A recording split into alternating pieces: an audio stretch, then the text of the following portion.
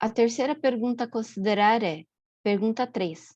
Pode ser comprovada em realidade a existência da alma?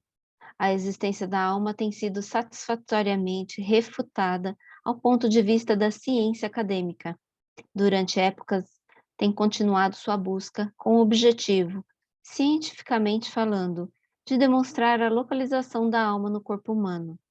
Esta tem sido a ênfase e o fator importante para a mente científica, tão distinta do irmão de tendência mística. Então, a gente percebe aqui, né, realmente tem um movimento da ciência para tentar buscar no corpo algum lugar que seja a sede ou que seja a própria alma.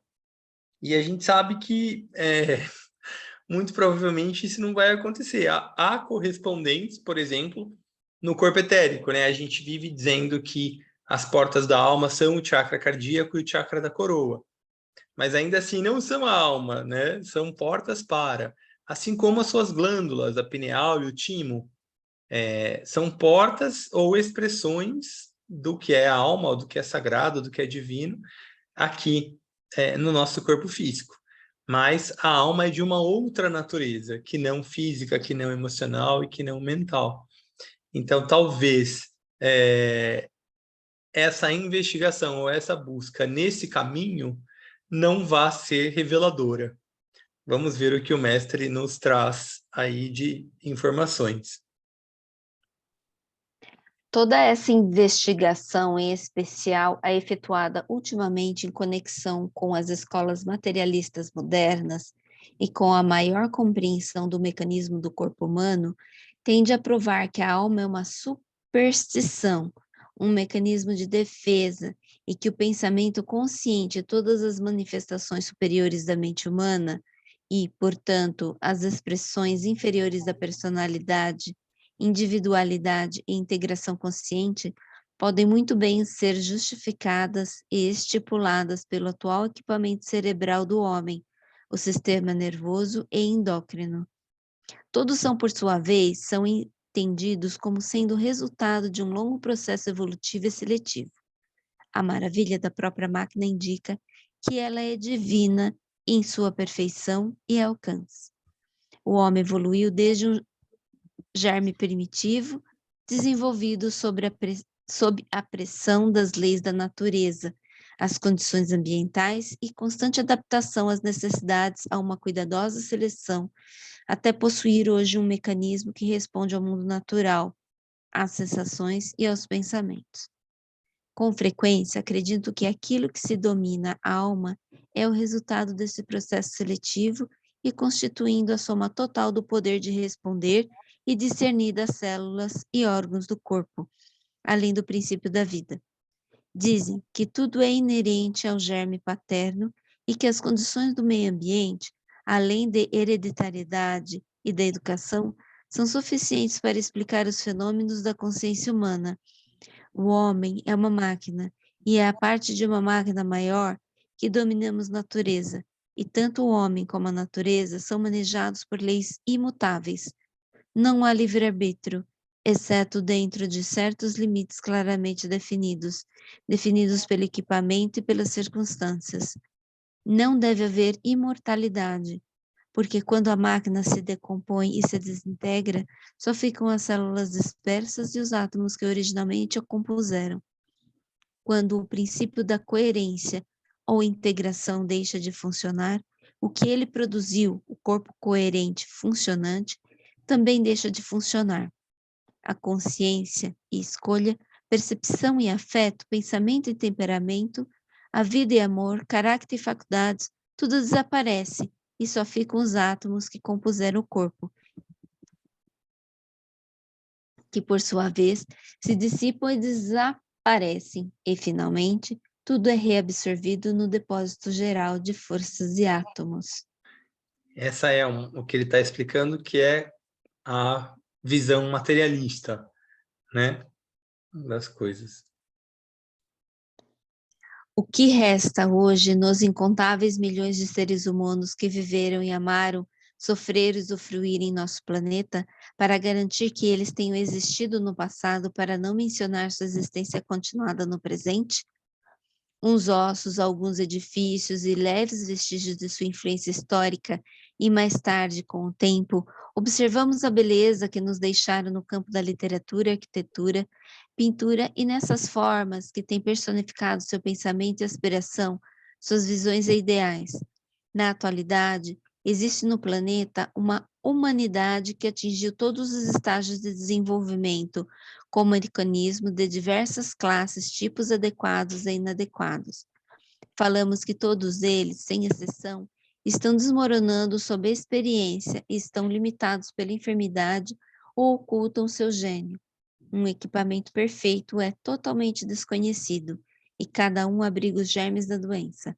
Nenhum homem possui um mecanismo perfeito, pois inevitavelmente falha em alguma coisa, pois está condicionado pelo seu sistema glandular, pouco excessivamente desenvolvido, que oculta em algum ponto doenças hereditárias e debilidades raciais, e em qualquer momento pode falhar parte do mecanismo e não atender às necessidades físicas, emocionais e mentais do dia e hora.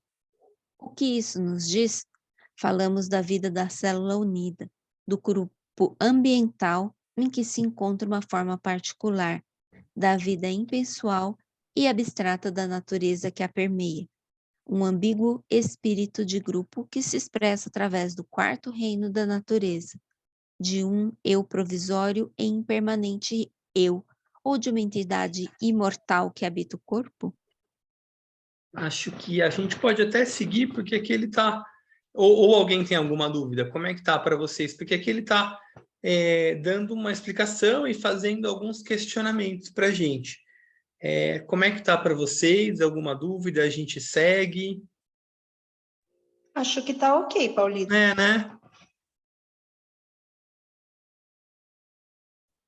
Também. Né? Acho que porque ele está dando uma explicação, né? E fazendo alguns questionamentos. Acho que podemos, Cris. Obrigado. Tá. Aqui estão apenas algumas das perguntas que surgem na atualidade. Em última análise, pode-se dizer que a crença na existência da alma é em grande parte uma questão de temperamento, anelo e desejo dessas épocas em que os homens lutaram, sofreram e aliviaram a tensão de vida, criando uma forma pensamento em torno de um ser feliz e imortal, que oportuna e finalmente os livraria de todas as vicissitudes da existência física. A alma pode ser considerada como uma bela visão ou alucinação, porque a única coisa que comprova sua existência é um testemunho sem qualquer base sólida, dado por muitos místicos que no transcurso das épocas têm feito contato com ela e obtiveram experiências que poderiam ser marcadas como ilusórias, ou ser o resultado de lesões cerebrais ou reações escapistas. Isso é o que dizem os materialistas e os partidários dos fatos científicos comprovados. Crença, testemunho verbal, esperança, eventos psíquicos raros e inexplicáveis, conjuntos de opiniões inexperientes e conclusões de visionários, provavelmente casos psicóticos, não são suficientes para provar a existência da alma. Apenas demonstram o poder do homem para visualizar, construir imagens e quadros e perder-se no seu espantoso presente em um mundo de sonhos e de um possível e ardentemente desejado futuro, no qual acabariam as frustrações, alcançariam plena expressão e entrariam na posse de uma herança imaginária, construída por ele mesmo, com as esperanças insatisfeitas e inexpressados anseios de sua profundamente oculta vida mental. A crença em Deus e no céu e num futuro imortal é derivada de um antigo temor e ignorante terror da humanidade infantil.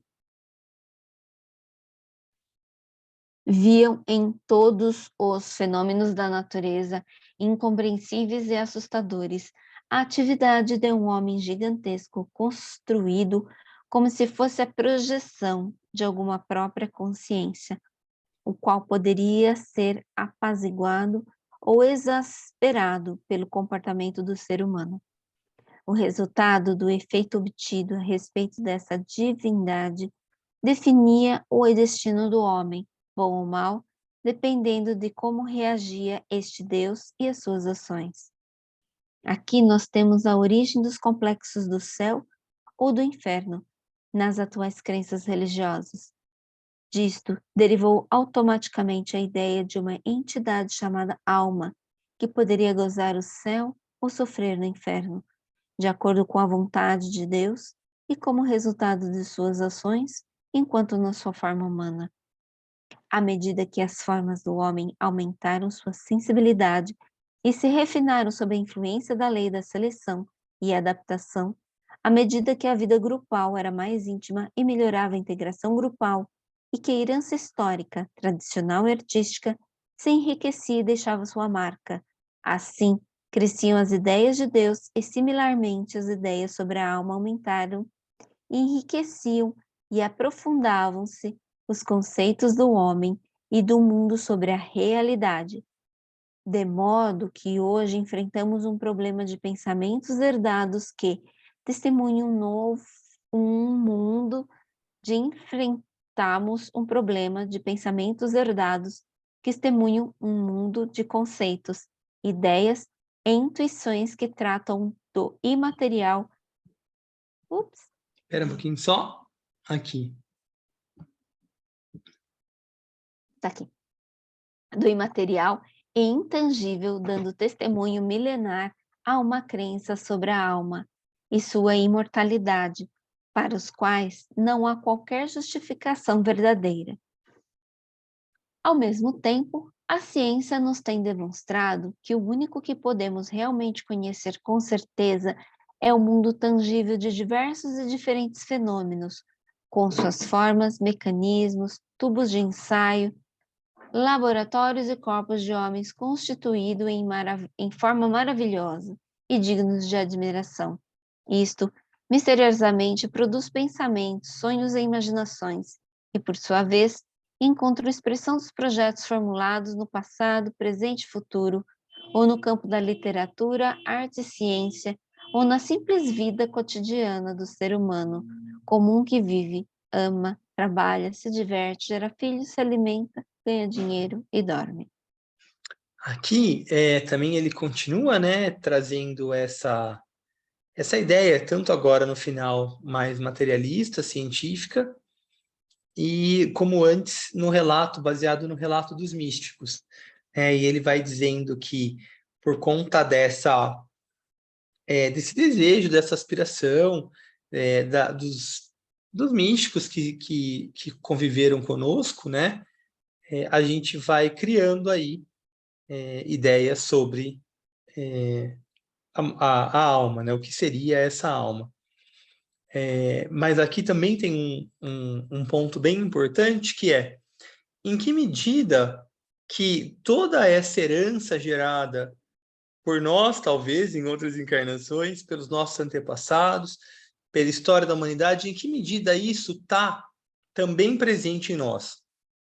Por que eu estou dizendo isso? Não que a gente tenha que negar ou refutar todas essas crenças, mas é muito importante que a gente também perceba em que medida que isso está presente em nós, em que medida a gente está disposto a abrir mão de determinadas crenças para trabalhar com a hipótese de algo mais abrangente, de algo que possa unificar o que essas duas linhas de pensamento ainda separam, que é o aspecto científico e o aspecto místico. Então, é uma coisa muito importante para a gente se abrir para o novo, né? Para novas possibilidades a respeito do que a gente entende como alma. Tudo bem até aqui, pessoal? Tudo bem. Então, Sim. que bom.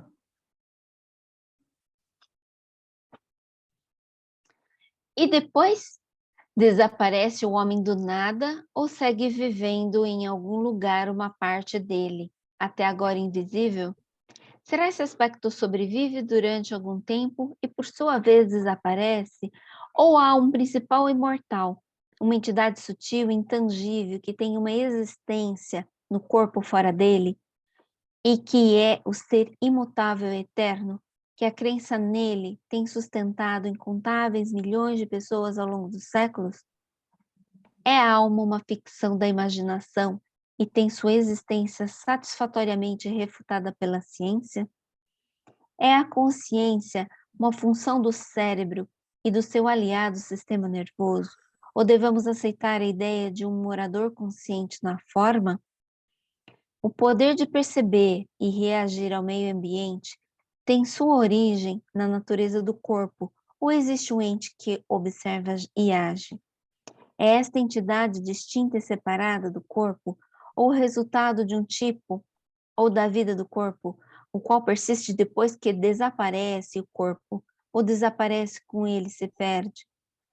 Existe apenas matéria ou energia em constante movimento, provocando a aparição de homens que a reagem e, por sua vez, expressam a energia que flui, segue conscientemente através deles, sem ter existência individual?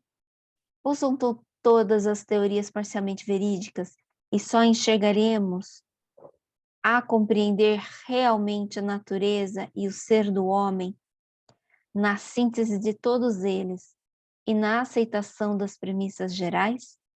É possível que os investigadores orientados de forma mecânica e científica tenham chegado à correta conclusão sobre o mecanismo e a natureza da forma, e que os pensadores espiritualmente orientados que afirmam a existência de uma entidade imortal também tenham razão? Ou talvez ainda falte algo que seja a ponte entre as duas posições? É provável que descubramos algo que vincule o mundo intangível do verdadeiro ser com o mundo tangível, assim chamado da vida da forma? Quando a humanidade estiver segura de sua divindade e imortalidade e tenha adquirido conhecimento sobre a natureza da alma e do reino no qual funciona a alma, sua atitude perante a vida e assuntos cotidianos sofrerá tal transformação que veremos surgir em verdade um novo céu e uma nova terra. Uma vez que esta entidade central dentro de cada forma humana seja reconhecida e seja conhecida pelo que essencialmente é, e sua persistência divina seja estabelecida, então, logicamente, veremos o início do reinado da lei divina na Terra, lei imposta sem atritos nem rebeldias. Esta reação benéfica se produzirá devido a que os pensadores da raça serão fundidos numa percepção geral da alma e da consequente consciência grupal, que lhes permitirá ver o propósito subjacente ao funcionamento da lei. Aqui, então, né, no parágrafo anterior, o tibetano faz diversos questionamentos que também é importante que a gente faça, né? Então, a gente leu, a Cris leu para a gente, mas é muito importante que nós também, quando a gente ouvir a gravação, a gente se faça com mais calma todos esses questionamentos. Talvez a gente não tenha resposta para todos eles mesmo, né? E aqui e é importante exercitar essa capacidade da mente, né, de se questionar, refletir, analisar, ponderar. E aqui no segundo, então, o mestre faz uma promessa para a gente. E ele diz, né, quando a humanidade estiver segura de sua identidade, sua divindade e imortalidade. Então, como é que ela vai estar segura da sua divindade e imortalidade? Quando a gente estiver desidentificado da personalidade e a gente também conhecer, né, de que maneira, onde que a alma fica, quais são os planos, o que ela rege, né? Então é muito importante que a gente conheça, né? A gente tem uma experiência muito mais mística acerca do que é espiritual, do que é a alma. A gente ama a divindade, mas a gente pouco conhece a divindade. Então, o caminho da cabeça, ou o caminho do esoterismo, é muito nesse sentido, da gente entender melhor como funciona, e ao entender, a gente vai se apropriando disso com mais segurança, como o mestre diz aqui, né? E aí ele faz algumas promessas para nós, né? Sobre esse quinto reino, o reino das almas, ou o reino espiritual. Como é que vocês estão? Também não precisamos ler tão rápido. O que está reverberando? Tem alguma dúvida, alguma contribuição?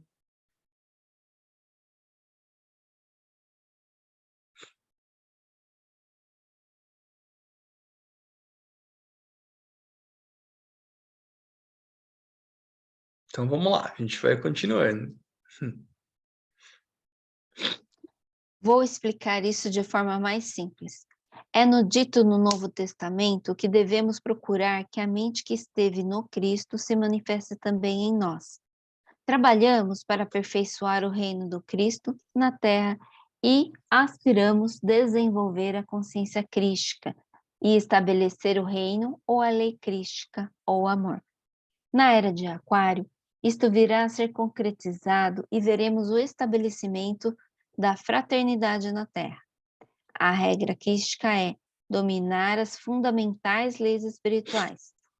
A mente de Cristo é uma frase que transmite o conceito do reinado do divino amor inteligente, que estimula o reinado da alma dentro de todas as formas e traz o reinado do espírito. Não é Então fácil. aqui, desculpa, Cris, só para a gente entender, né? Então, de novo, conhecer as leis. Então, é super importante que a gente entenda de que leis que o tibetano está falando. Então, quais são as leis que regem a vida de personalidade, a vida material? Quais são as leis que regem a alma? Quais são as leis que regem o espírito ou mônada, né?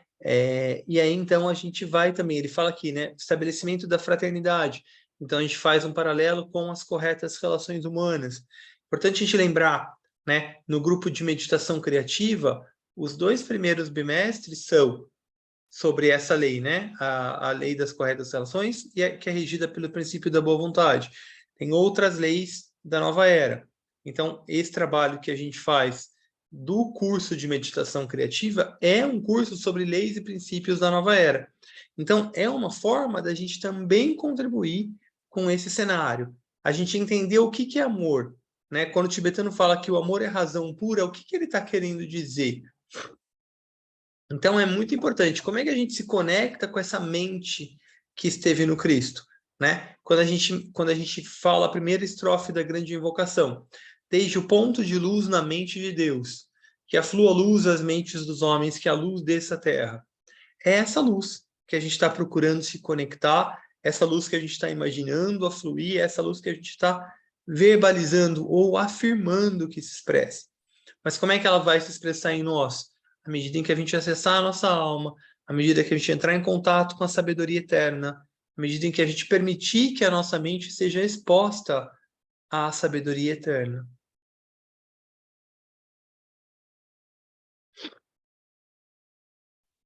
Paulinho, Oi, querida. se permitir que a mente seja exposta à sabedoria eterna é através da meditação. Também, assim como através desse estudo, por exemplo, que a gente está fazendo. Entendi. Porque o que é o livro? O livro é uma forma pensamento de uma ideia espiritual, né? Especialmente nesse caso que a gente está estudando um livro que fala sobre a sabedoria eterna. Então isso é luz, né? É a luz em forma de palavras, frases, de textos. Então, quando a gente coloca a nossa mente em contato com esse tipo de leitura, a gente está expondo a nossa mente à luz. E se a gente faz isso meditando antes, em grupo, tanto mais.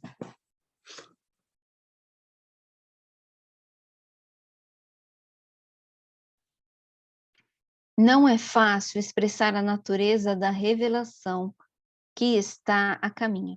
Envolve o reconhecimento por parte dos homens de que Substância mental, como o denominam os hindus, está relacionado com suas próprias mentes e que é parte integrante dos seus corpos mentais.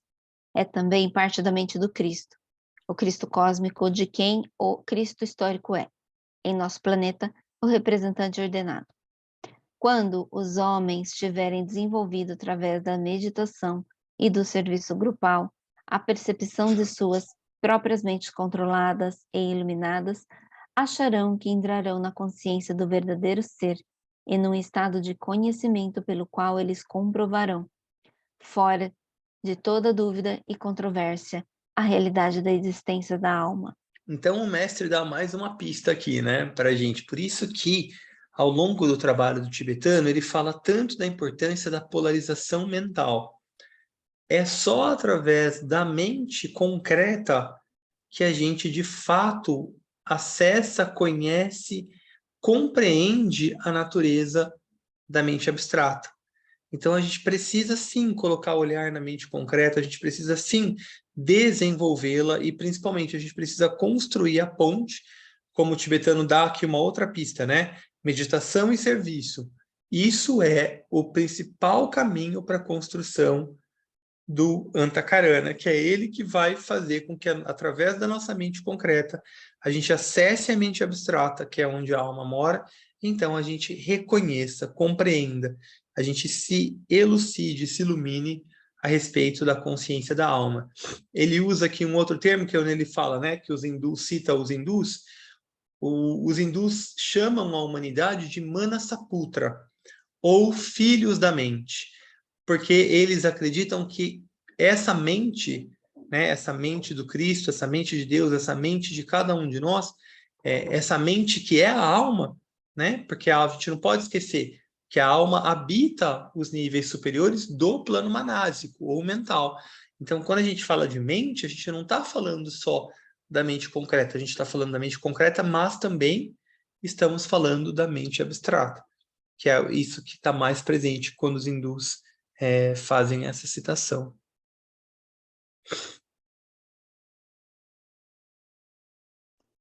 O mistério das idades está à beira de ser revelado, e através da revelação da alma, o mistério que está oculto será revelado. As escrituras do mundo, como se sabe, sempre profetizaram que ao final desta era se revelará o que é secreto, e emergirá à luz do dia o que até então estava oculto e velado. Este, o nosso ciclo de presente, é o fim dos tempos, e os próximos 200 anos verão a abolição da morte, como agora compreendemos a grande transição e o estabelecimento da realidade da existência da alma. Aqui é muito interessante, só, desculpa, Cris. Então a gente sabe, né, a gente está vivendo essa final da era de peixes, o início, a transição para a era de aquário, na literatura indiana também a gente chama esse período que a gente vive de Kali Yuga, então que é um período também ainda de sofrimento, de preparação para uma idade de ouro. E aí, então, o tibetano faz algumas promessas aqui do que vai ser revelado. Ele fala muito que nos próximos 200 veremos a abolição da morte. O que é isso? É a construção da continuidade da consciência. Então, isso, obviamente, se a gente tem essa continuidade de consciência, a morte, no sentido que a gente enxerga hoje, não existe, né? E aí, então, a gente se estabelece a realidade da existência da alma como o único sujeito dentro do processo de ensino-aprendizagem, de desenvolvimento, de evolução.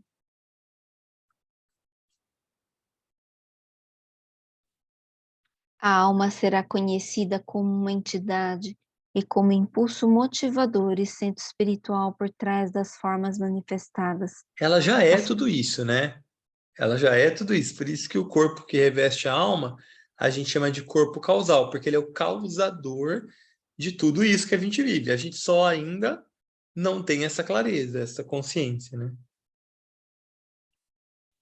As próximas décadas verão corroboradas certas grandes crenças. O trabalho de Cristo e sua principal missão, há 2000 anos, foi demonstrar as possibilidades divinas e os poderes latentes em cada ser humano. a proclamação se fez de que somos todos filhos de Deus e temos um Pai universal. Será considerado no futuro não como um bonito enunciado místico e simbólico, mas sim será julgado como um pronunciamento científico. Nossa fraternidade universal e nossa essencial imortalidade serão demonstradas e compreendidas como fatos da natureza. O Cristo disse que não veio para trazer paz, mas sim uma espada, e esotericamente ele tem sido o divisor cósmico. Por quê? Porque ao estabelecer a unidade também estabeleceu uma distinção entre corpo e alma. Corpo e alma, no entanto, são apenas duas partes de um todo, e isso não deve ser esquecido. Ao estabelecer a realidade da existência da alma e a sua expressão, o corpo emerge a totalidade em sua plenitude. Como se fará essa revelação? Entramos aqui no reino da predição e da previsão, que hoje muitos rejeitam, baseando-se em que o mais importante é aquilo que ajuda a vida espiritual da alma. Acredito que prometer uma revelação e ajuda futura é incentivar os aspirantes a vãs e felizes conjecturas e expectativas, contém as sementes do perigo, da inércia estática e de inúteis imaginações. Mas, onde não há visão, o povo perece. Tantas coisas aconteceram nos últimos 200 anos e tantas coisas já foram reveladas que nos proporcionam uma base sólida para uma visão do futuro. Se o progresso do século XIX e XX, ocorrido unicamente nos setores da ciência e da psicologia, tivessem sido previstos aos pensadores no mundo no século XVI, como teria parecido estranho e impossível? Talvez mais extraordinário e raro que qualquer profecia que eu possa fazer, porque já vimos muitas coisas acontecerem e rapidamente se acumulam evidências sobre a existência do mundo do verdadeiro ser. Portanto, já não nos assombra qualquer coisa que possa suceder. A realidade da existência da alma será reconhecida pela raça de muitas maneiras, e a revelação virá de tantas direções diferentes que todos os tipos de mentes serão satisfeitos. Vou descrever alguns. Os psíquicos do mundo aumentam numericamente e a ampliada sensibilidade da raça à impressão é motivo de regozijo e perigo. Em todo o mundo, aspirantes registram os contatos até então desconhecidos, veem o mundo fenomênico comumente oculto deles e geralmente chegam a perceber uma expansão de consciência. Registram um mundo fenomênico com frequência astral, por vezes mental e ocasionalmente egóico, que os inicia em uma nova dimensão de consciência, em um estado diferente de ser. Essa expansão da consciência serve tanto para encorajá-los em seus esforços, como para dificultar o caminho do aspirante. Esta crescente sensibilidade é universal. Daí o rápido crescimento do espiritismo e as ciências psíquicas, e também o aumento da tensão nervosa nos homens, das condições neuróticas e do grande aumento dos problemas psiquiátricos e, em consequência, a proliferação de novas doenças mentais e nervosas. Esta sensibilidade é a resposta mecanismo do homem aos acontecimentos que se aproximam, e a raça, em sua totalidade, está sendo condicionada de tal maneira que será preparada para ver e ouvir o que até agora não havia sido revelado.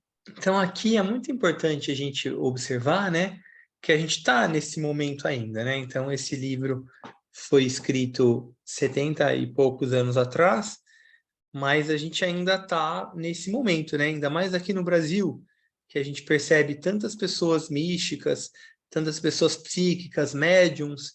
Então, é importante a gente saber que isso é parte de um movimento maior ainda. Então, essas pessoas todas estão, em alguma medida, respondendo a um chamado para o aumento da consciência. Claro que é uma resposta ainda inconsciente. Então, vem uma percepção diferenciada, às vezes inconsciente mesmo, e aquilo vai mexendo com a pessoa. E é como o mestre falou, né? É um motivo tanto de regozijo, porque a gente percebe que cada vez mais pessoas estão respondendo a essa promoção ou essa mudança planejada pela hierarquia, mas ao mesmo tempo também é perigoso. Por quê? Porque muitas vezes isso realmente acaba, infelizmente, acontecendo, as pessoas ficam presas aos fenômenos. E, em geral, né, uma expansão acaba ficando para segundo plano, uma expansão de consciência. A atenção fica muito voltada para o mundo dos fenômenos, o que também, em alguma medida, é natural, porque é uma coisa nova que está sendo experimentada, que traz um certo deslumbre. Então, é até natural, se a gente for pensar, que isso aconteça.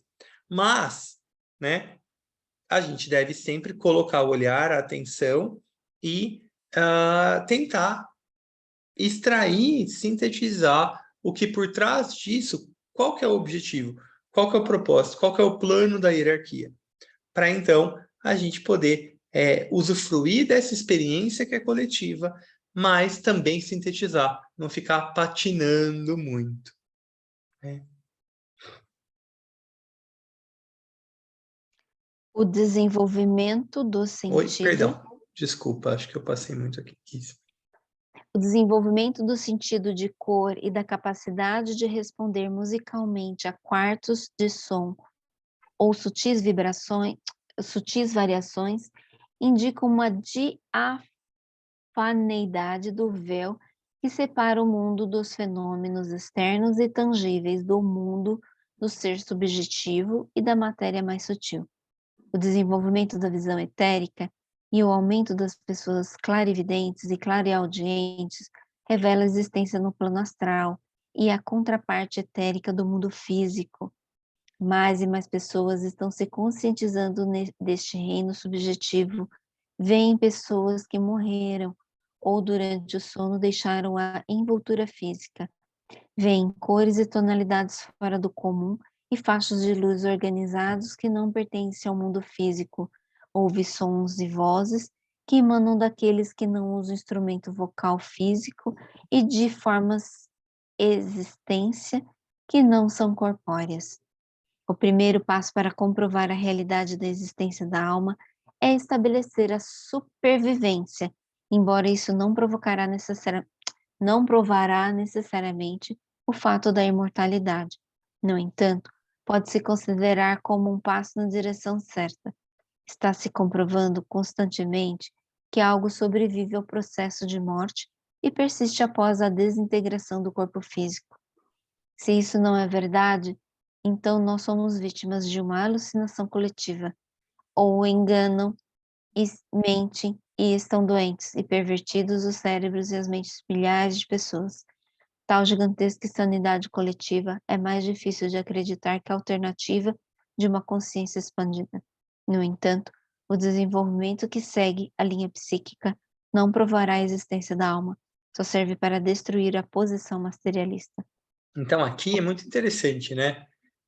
Como o tibetano vai contando tudo isso, que a gente obviamente percebe e reconhece, e a gente vai também desenvolvendo um outro olhar que tudo isso é importante, né?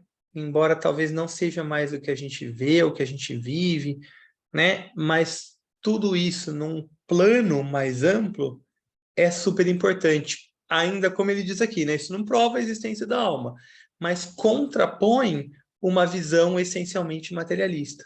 É importante a gente lembrar que no próprio século XIX, né, quando surgiu o Espiritismo, que ele surgiu de um movimento muito grande na Europa, principalmente de materialismo.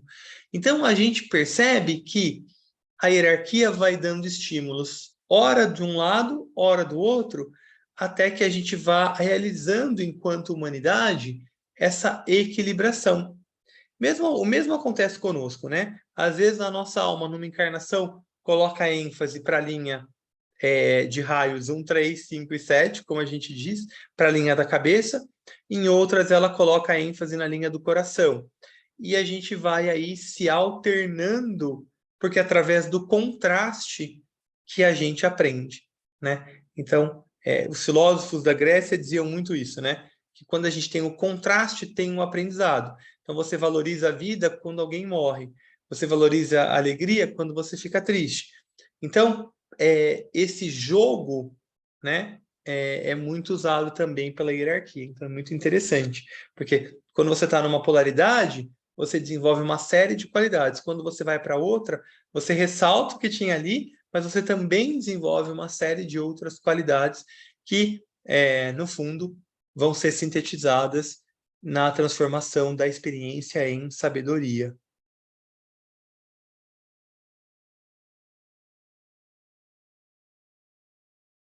O primeiro reconhecimento comprovado da existência da alma chegará entre os pensadores da raça.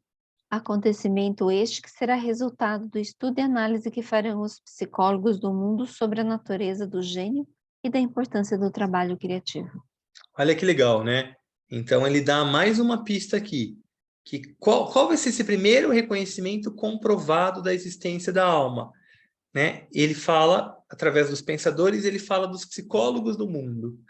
Então, é muito interessante a gente lembrar que hoje, 70 anos depois desse livro, existem muitos pesquisadores, eles não chamam de alma, mas eles chamam de consciência. E no fim das contas, a alma nada mais é do que uma consciência expandida. Mas tem muita pesquisa hoje para tentar entender o que é a consciência, onde que ela fica, né? Como que ela se expressa.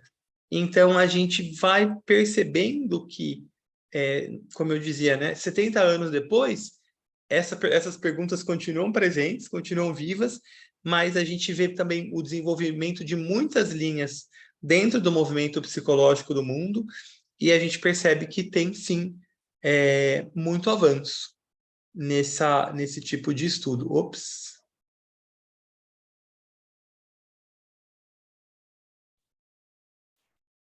Alguns homens e mulheres se destacam acima de seus pares e produzem coisas superiores em seu próprio campo. Seu trabalho contém em si o princípio da divindade e imortalidade.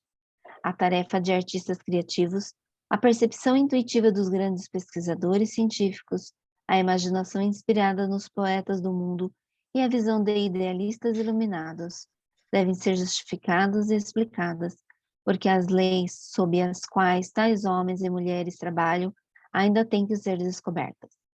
Os psicólogos têm posto excessiva ênfase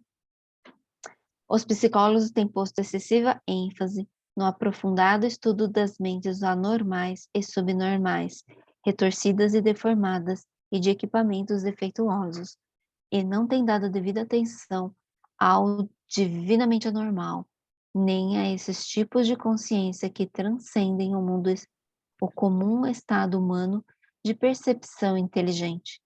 Os últimos mencionados estados supernormais se expressam nos grandes artistas, músicos, dramaturgos, escritores e muitos outros trabalhadores criativos, que têm sido a glória do reino humano no transcurso das épocas e brilharão com maior glória durante o próximo século.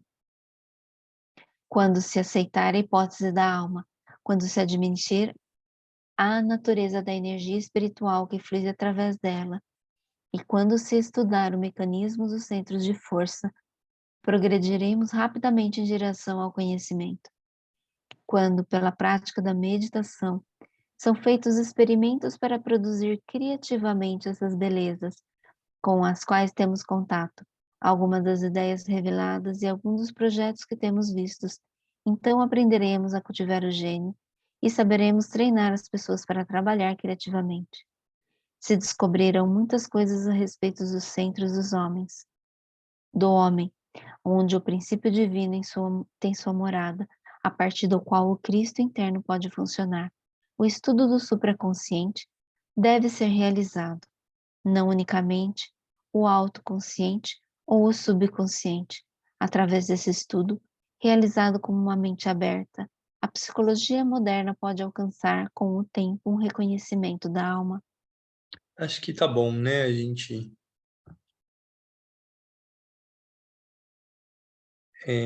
parar por aqui, né?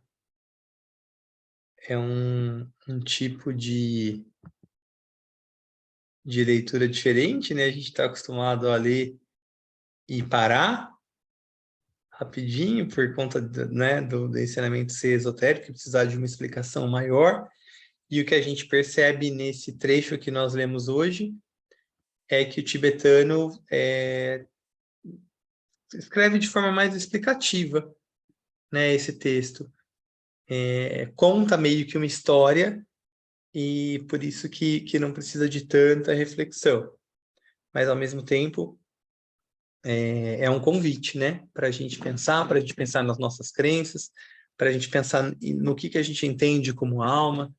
Ele dá algumas pistas sobre conhecimento, sobre autoconhecimento, meditação, serviço, como ferramentas para chegar a essa mente e depois fazer a ponte para a mente superior ou abstrata. Como é que vocês estão? Como é que fica para vocês? O que está reverberando? Vamos conversar um pouquinho.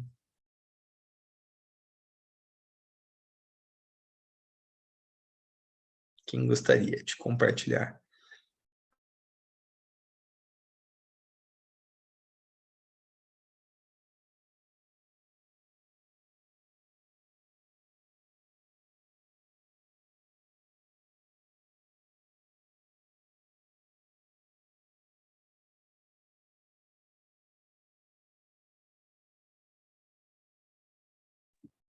Todo mundo quietinho hoje, então?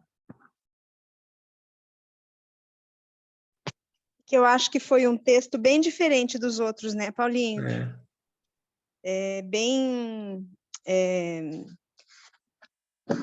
Bem menos, ao mesmo tempo que é profundo, foi um texto assim muito explicativo, né? Então é como você disse mesmo. Eu fiquei surpresa com o estilo. Não sei se porque semana passada a gente não teve, nas últimas duas eu não estava aqui. Não sei se ele já estava seguindo essa linha, mas é diferente, né? Nem parecia ele falando. Não, os outros a gente ainda estava falando sobre os raios e era bem abstrato. Mas dessa vez foi mais, parecia uma narrativa, né? Estava contando aqui. Parecia um livro mais comum, vamos dizer assim, né?